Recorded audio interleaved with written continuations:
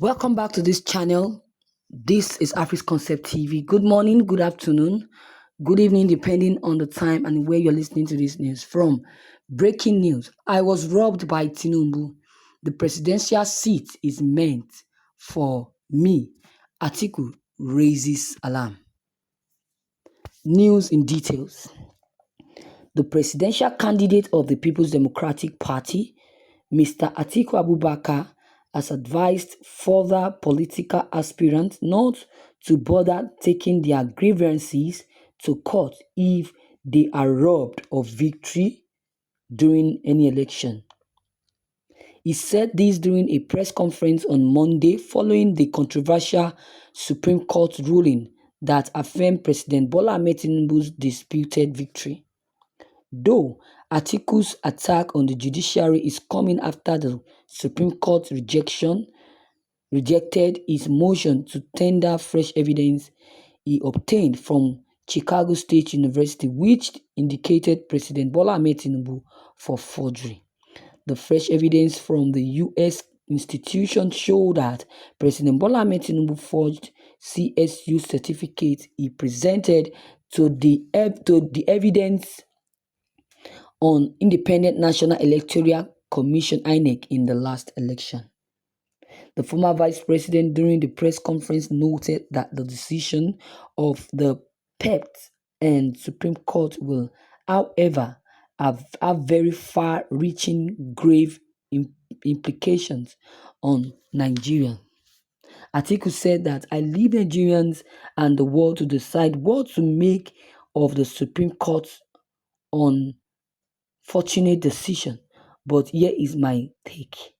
The judgment of the PEPT and the Supreme Court have very far-reaching grave implications, including the following. One is the erosion of trust in the electoral system and our democracy. Nigerians witnessed as the National Assembly changed the electoral law to improve transparency in the process. Of particular importance was the introduction of modern technology to help eliminate the recurring incidents of electoral manipulation, particularly during the collation of results.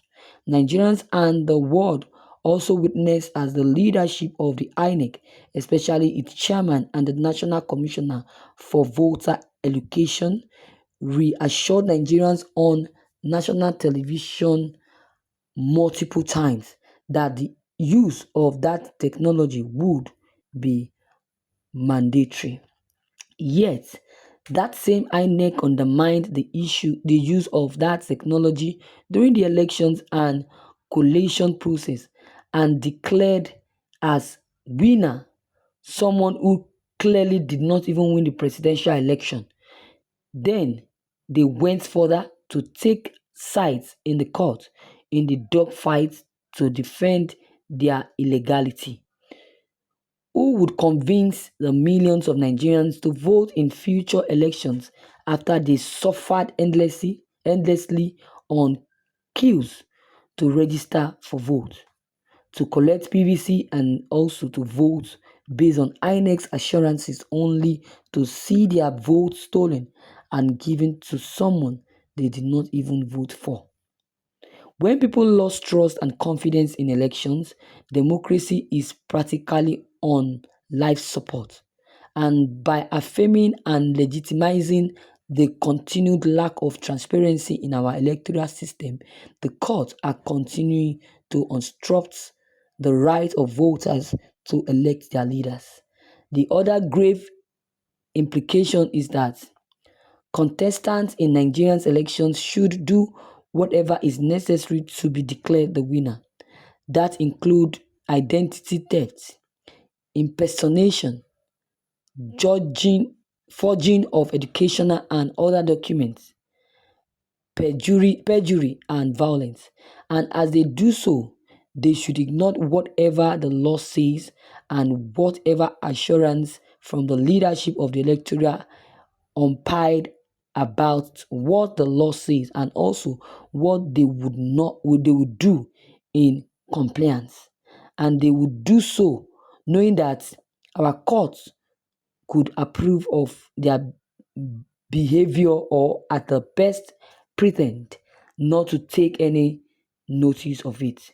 The third is that if you're robbed of victory, do not bother going to court for redress, because your glaring evidence of robbery will be ignored in favor of the mandate bandits. Wow. Thank you viewers for listening to this news. Nigerians, Nigerian citizens have lost so much confidence in Nigerian courts.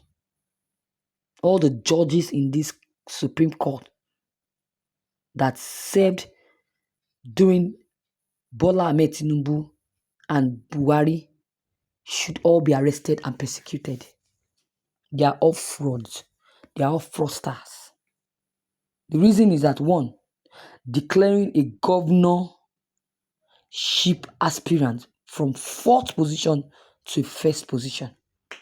This is why they must be arrested and be persecuted. The same thing happened during Buhari's tenure. The same thing is happening again during Tinubu's tenure. So the judges that served during these two governments should be arrested and persecuted. The second reason why they should be arrested and persecuted is because they're encouraging forgery of certificates in Nigeria. Yes. So these are the reasons why they should be arrested, which is not acceptable, which is in the constitution, our Nigerian constitution. Yes. This is unbelievable. This is unbelievable. So with what Atiku have just said, that this thing was stolen, that it was robbed, that his victory was robbed. I laugh. Anyways, that's all I have to say. What is your own take on this? Please don't hesitate to drop every of your comments below the comment box.